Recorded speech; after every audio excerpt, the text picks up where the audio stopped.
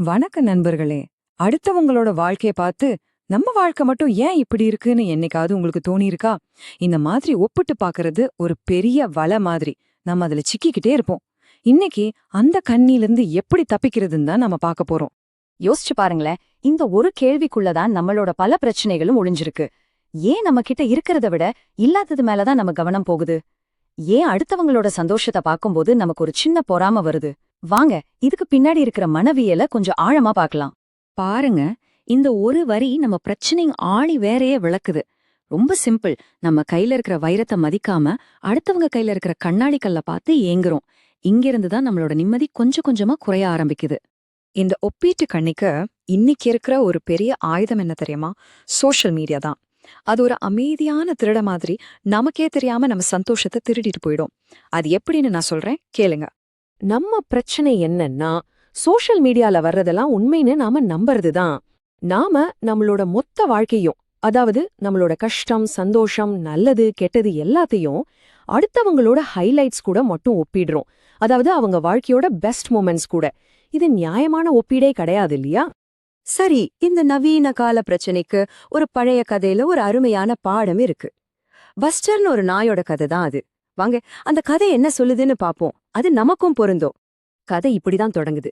பஸ்டர்ங்கிற ஒரு நாய்க்கு ஒரு பெரிய சுவையான எலும்பு துண்டு கிடைக்குது.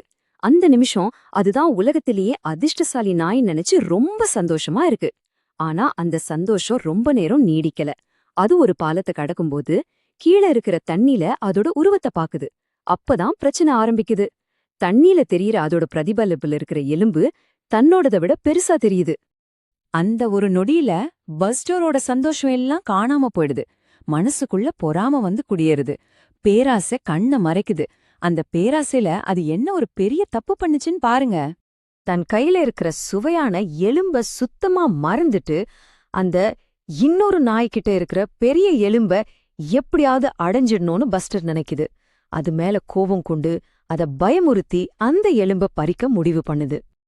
அந்த தண்ணில தெரியற நாய பயமுறுத்துறதுக்காக பஸ்டர் கோபமா குறைக்க வாய திறந்த அடுத்த நொடி ஸ்பிளாஷ்! என்னாச்சு? அதோட வாயில இருந்த உண்மையான எலும்பு தண்ணிக்குள்ள விழுந்து அப்படியே மூழ்கி போயிடுச்சு. விளைவு ரொம்பவே மோசமா இருந்துச்சு. ஒரு மாயைய ஒரு நிழல துரத்தி போனதால தன்னிடம் இருந்த உண்மையான பரிசு அது மொத்தமா இழந்தது. ஆக, இல்லாத ஒண்ணுக்கு ஆசைப்பட்டு இருந்ததையும் இழந்துடுச்சு. சரி, இந்த கதையிலிருந்து நமக்கான பாடங்கள் என்ன? பஸ்டர் செஞ்ச தப்ப நாம நம்ம வாழ்க்கையில எப்படி தவிர்க்கிறது? வாங்க இப்போ அத பத்தி பார்க்கலாம்.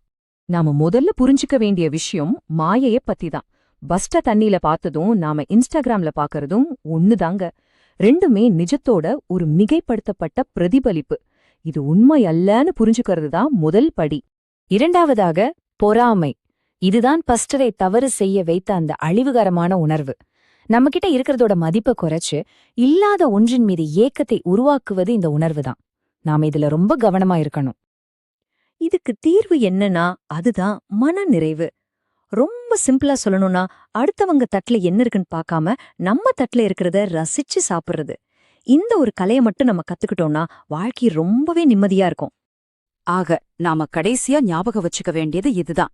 முதல்ல, நாம பாக்குறதெல்லாம் நிஜம் இல்ல, அது ஒரு மாயைன்னு உணருங்க. ரெண்டாவது, உங்க கிட்ட இருக்கிறத மதியுங்க. மூணாவது, ஒரு நிழலுக்காக உங்க நிஜத்தை இழக்காதீங்க. எல்லாத்துக்கும் மேல, நீங்களா இருக்கிறதுல சந்தோஷப்படுங்க.